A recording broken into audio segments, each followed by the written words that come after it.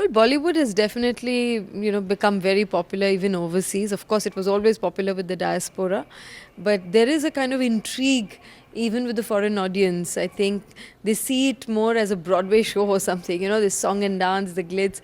It's something new. It's something different for them. But I have to admit that mainstream cinema is not taken seriously enough. It's taken in a certain different vein, and that's good too. But at least it's sort of making inroads. Also, our independent cinema is also finding its feet, I think, in outside India. A film like Lunchbox, it truly has crossed over. I mean, wherever I've traveled, people have talk about it, are seeing it. Of course, there have been other films in the past, whether it's Deepa Mehta's or Meera Nair's or Gurindar's Chadda's, and there have been some films that have crossed over. I think when we make films, we shouldn't worry too much about audiences and crossing over. We should just make honest films that are contextual, that are from where we come, and we'll realize that the stories, in its essence, are so universal that if we are truly local, I think we can be global too.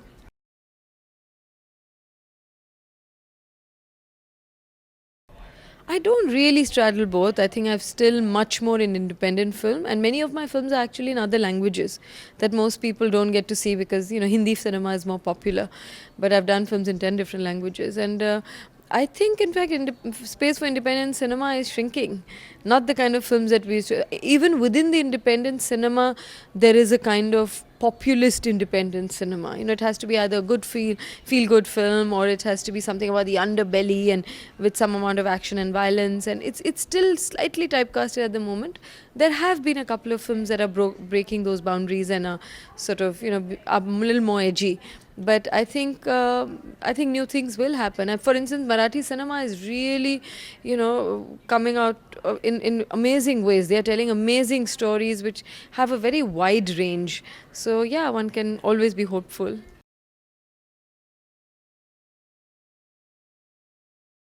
Yeah, I think the influence of basically we are so driven by finances. I mean, I'm sure that's everywhere in the world, but I find in India there's a lot more safe playing.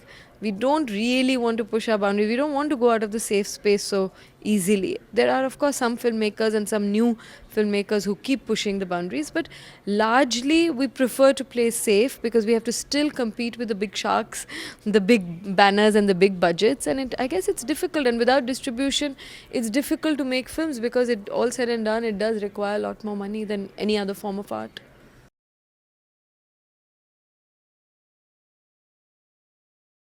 Well, Firak I made in 2008, and the release was actually terrible.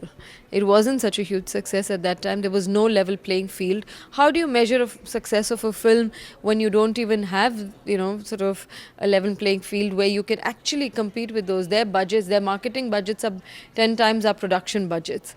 But thankfully, thanks to internet, thanks to word of mouth, thanks to all the festival circuit that it has gone through, it has had a shelf life beyond the release. And I see even on the net, a lot of people seem to have seen it on YouTube and on Amazon. People are downloading, etc. So yeah, I'm happy with it because I think sadly the subject will be relevant for a long time. There is a them and us, and issues of prejudice and identity are endless.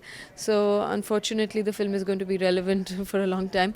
I have now begun to work on my next film, as in just the writing process. But I do take time, so I think the journey has begun, but it's still going to be a while till I actually start making it.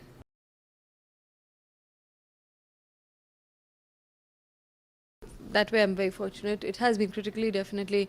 It's got a lot of appreciation, and we won fair amount of awards and all of that.